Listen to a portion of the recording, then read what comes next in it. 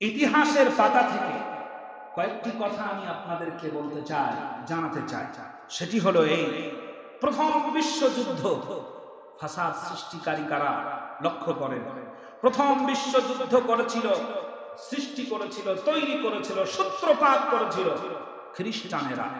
কারা? খ্রিস্টানেরা। বিশ্ব জুড়ে, পৃথিবী জুড়ে মুসলিম টুপিওয়ালা দাড়িওয়ালাদেরকেই সামগ্রিকভাবে সন্ত্রাসী বলে আখ্যায়িত করা হয়। এ কথা সত্য নয় কি? দাড়ি মুখে থাকলে তাকে অপরাধী ভাবা হয়, জুব্বা গায়ে থাকলে তাকে অপরাধী ভাবা হয়। যারা ইসলামের কথা বলে, ইসলামী আন্দোলন করে, তাদেরকে জঙ্গি বলা হয়। ইতিহাসের পাতা থেকে একটু মিলিয়ে নেন, যদি ঠিক মনে হয় তাহলে আপনার কাছে ঠিক, আর যদি বলেন না সব মিথ্যা, আমি যা বলবো তাই ঠিক, তাহলে গোটা জাতি টের পাবে আপনি চূড়ান্ত একজন মিথ্যাবাদী, ওয়া হুয়া আব্দুল খিসাম, সত্যের জঘন্যতম শত্রু।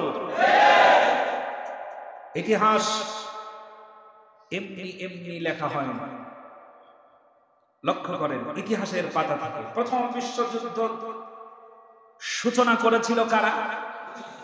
খ্রিস্টান। দ্বিতীয় বিশ্বযুদ্ধ সূচনা করেছিল খ্রিস্টান আর মুসলিম মিলে।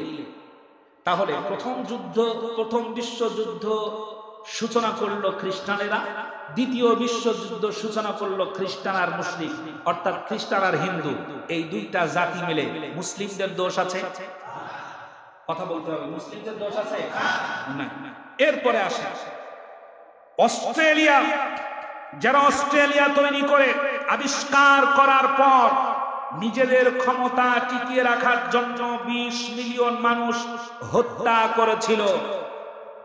মিডিয়া তাকে খ্রিস্টান সন্ত্রাসী বলে নাই, বিশ্ব মিডিয়া সন্ত্রাসী তাদেরকে বলে নাই।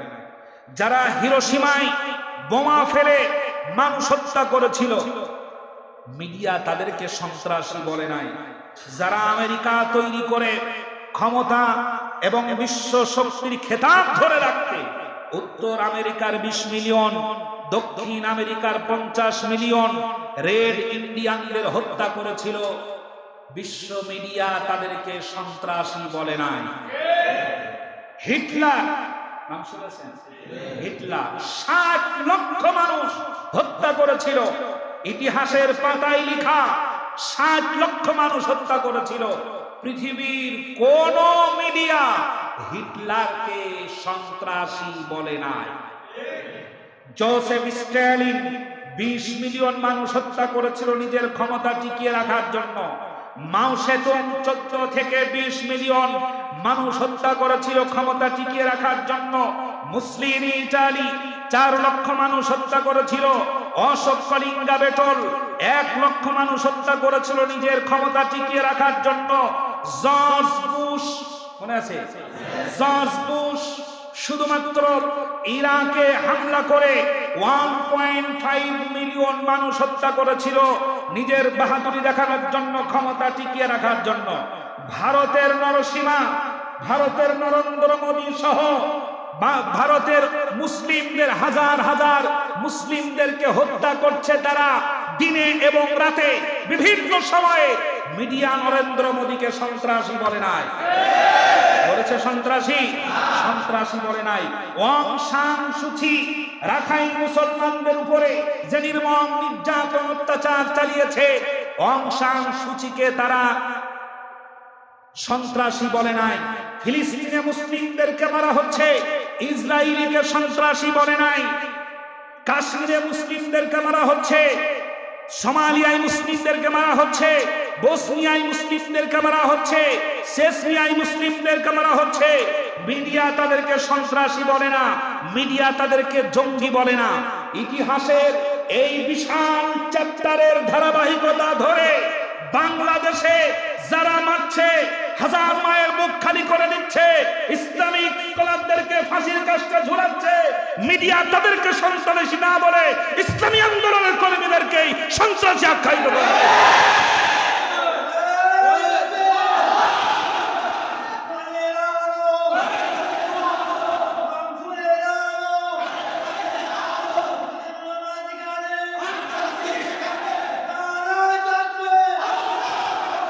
প্রিয় বন্ধুগণ, ইতিহাস যুগে যুগে মুসলিমরা মার খেয়েছে আর মুসলিমদেরকেই কি বলেছে? ইতিহাসের সেই পুনরাবৃত্তি বাংলাদেশে আজ হচ্ছে। যারা মার খাচ্ছে তাদেরকে অপরাধী সাব্যস্ত করা হচ্ছে। যারা মারছে মিডিয়া তাদেরকে সন্ত্রাসী বলছে। একটা সিংহ বছরে ৬,০০০ মানুষ মারে। কত?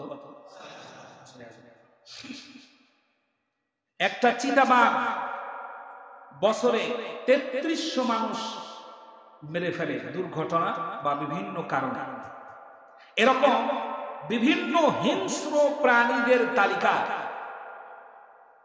গিনেস বুক, যেখানে বিশ্বের চমৎকার চমৎকার জিনিস রেকর্ড করা হয়, এই গিনেস বুকে উঠে এসেছে পৃথিবীর সবচাইতে ভয়ঙ্কর প্রাণী হলো মানুষ। চিতাবাঘ এমনি এমনি মানুষের কামড় দেয় না, কিন্তু মানুষ, এমন মানুষ আছে ও এমনি এমনি মানুষের ক্ষতি করে। আছে না? কোনো কাম না, ওর কোনো লাভ নাই, ক্ষতি নাই, উপকার নাই, স্বাস্থ্য ভালো নাই, ওর টাকা পয়সার কোনো উপকার হবে না, হায়াত বাড়বে না, কিচ্ছু হবে না, তারপরেও মানুষের ক্ষতি করবে। এই প্রাণী, এই মানুষ আছে না নাই? এজন্য আল্লাহ আগেই বলেছে মিনাল জিন্নাতি নাস। মানুষ শয়তান কয় ধরনের হয়?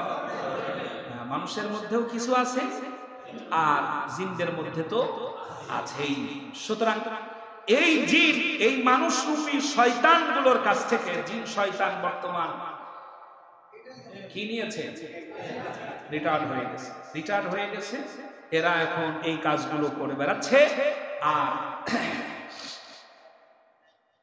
তারা ভাবছে যে আমাদেরকে কেউ দেখছে না। দেখছেন কে? প্রিয় বন্ধুগণ, উদ্ভূত পরিস্থিতির আলোকে কয়েকটি কথা বলে শেষ করতে চাই। আল্লাহ রাব্বুল আলামিন কোরআনুল কারীমের ভিতরে বলেছেন ওয়া খাসিরা হুনালিকাল মুবতিলুন।